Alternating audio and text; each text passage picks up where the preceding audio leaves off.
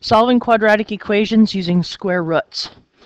Sometimes quadratic equations do not have linear terms.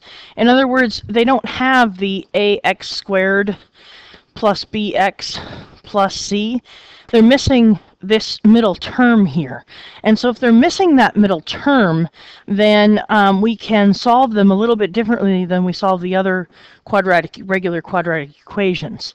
And so anything where you have an x squared equals a, the way to solve that is to take the square root of both sides, because the square root of x squared is x, and then you take the square root of whatever a happens to be.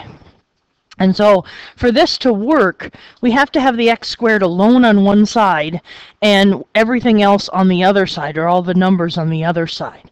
So let's take a look at these first two examples. It says x squared equals 25. So we take the square root of x squared, the square root of 25. And so x equals 5. But we have to be careful because we have things like x squared, where if x was negative 5, it would also work here, because negative 5 times negative 5 is also 25. And so when we have square roots, we often have a plus and minus of that square root. And so when we have the square root of x squared and the square root of 25, x can be really positive or negative 5. Let's take a look at example B. We are going to take the square root of both sides. And so we get x equals, and what's the square root of negative 16?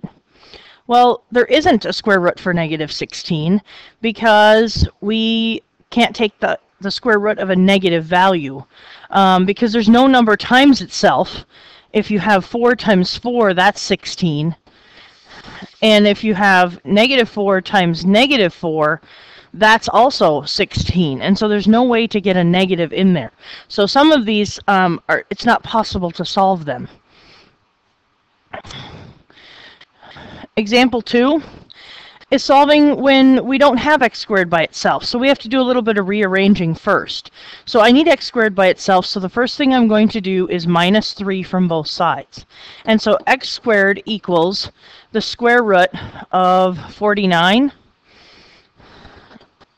Take the square root of both sides here. So actually x squared equals 49, and then I'm going to take the square root of both sides. And so x equals positive or negative 7. When we have, again, a 4x squared minus 100 equals 0, we need x squared by itself. So the first thing we're going to do is add 100 to both sides. And so 4x squared equals 100. And then I have to divide everything by 4 because I still need x squared by itself. And so x squared equals 25.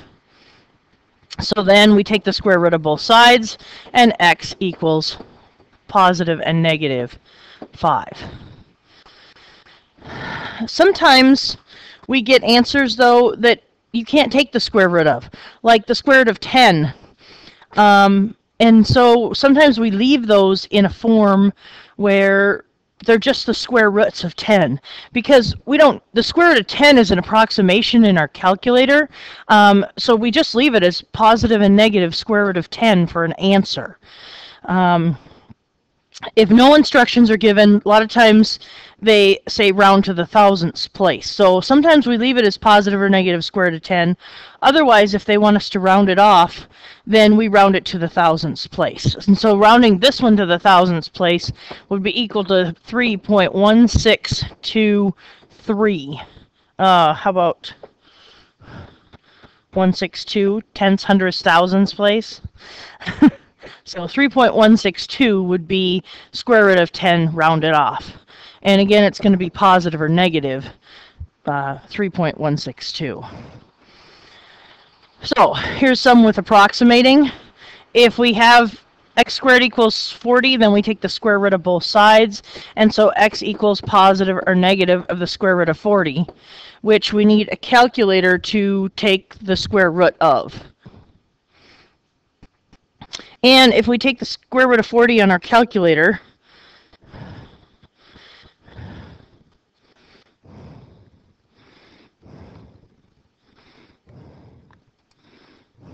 we get 6.3245. And the reason I went to the 5 is because now I want to round it off. So I'm going to go to the 4th place here, and I'm going to look from the 3rd to the 4th, and that actually rounds up to 6.325.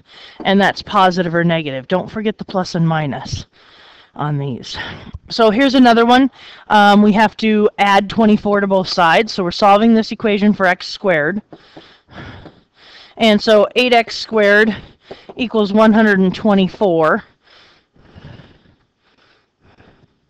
And our next step is going to be to divide both sides by 8. And when we take 124 and we divide it by 8, we get x squared equals 15.5.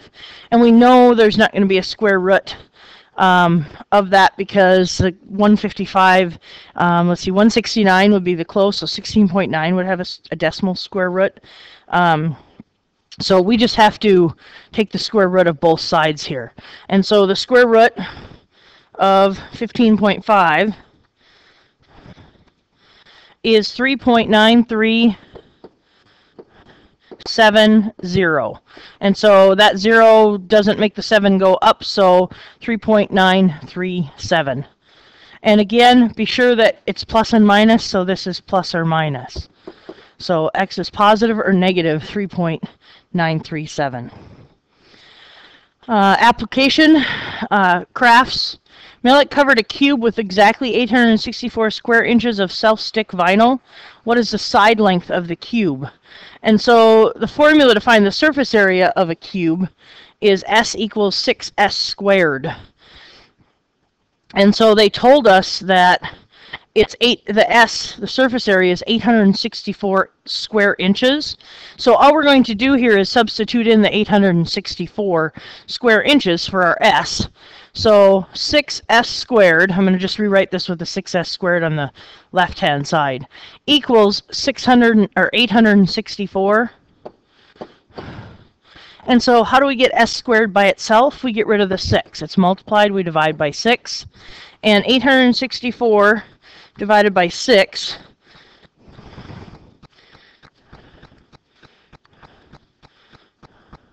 is 144. So S squared equals 144. And so again, the last step is to take the square root. And when we take the square root, we again have the plus and minus, so don't forget that part of it. So S squared, or S, I'm sorry, is going to equal, square root of 144 is 12, so positive or negative 12. And in this case, do we use the negative 12? No, because we're talking about side length. So the side length of the cube is only 12. So there's some times when we have an extraneous solution for a quadratic equation, and this is one of them.